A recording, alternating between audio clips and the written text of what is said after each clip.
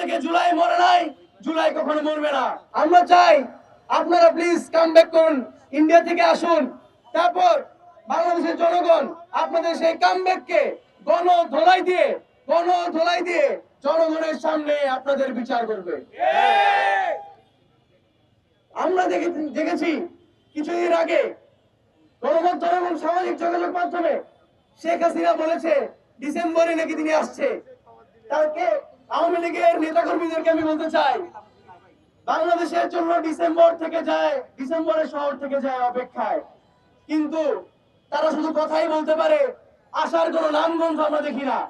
আমরা ডিসেম্বর পর্যন্ত অপেক্ষা করতে রাজি আছি, সমস্যা নাই, কিন্তু এর আগে ভারতের তাবেদাররা এবং ভারতীয় এজেন্ডা যারা বাংলাদেশে বাস্তবায়ন করতে চায়, তারা যেভাবে অবৈধ পুশিং করার চেষ্টা করছে, ভারতীয়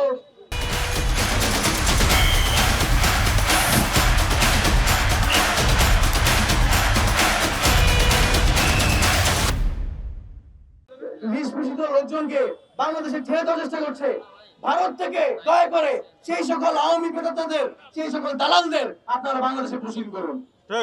বাংলাদেশের জনগণ যেভাবে রাজপথে নেমে, এই রাজপথে নেমে শাহবাগে, বীর চট্টলায় যেভাবে আওয়ামী প্রতিরোধ করেছিল, জুলাই 24-এ তারা যেভাবে পুলিশ বাহিনী এবং পুলিশ লীগ, আওয়ামী লীগ, যুবলীগ, ছাত্রলীগকে যেভাবে দমন করেছিল, আবারও সেই কামব্যাককারী আওয়ামী লীগদের আবারও জবাব দিতে আমরা প্রস্তুত রয়েছি।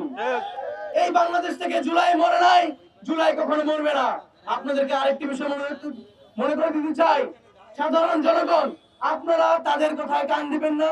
আপনারা বিশ্বাস রাখুন, যতদিন এই বাংলাদেশে জুলাইয়ের অস্তিত্ব রয়েছে, যতদিন এই দেশে ছাত্র অধিকার পরিষদের মতন বিপ্লবী সংগঠন রয়েছে, এই সংগঠন থাকতে জুলাই অস্তিত্বের কোন প্রকার দাগ পড়তে দেব না। এবং ছাত্র অধিকার পরিষদ বেঁচে থাকতে আওয়ামী লীগের পেতাদের কোন রকমের কামব্যাক হতে দেব না। কাজেই আজকের এই জুলাই মাসে আমরা জুলাই শহীদদেরকে স্মরণ করে জানাতে চাই, আমরা জুলাই শহীদদের জানাতে চাই এবং তাদেরকে সম্মান জানিয়ে বলতে চাই, আমাদের মন থেকে শহীদ কাউসার, শহীদ জিহাদ, শহীদ হৃদয়রা কখনো মরে নাই। আবু সাইদ মুগ্ধরা আমাদের মধ্যে জীবিত রয়েছেন। আমরা থাকতে আওয়ামী লীগকে আর কামব্যাক করতে দেব না।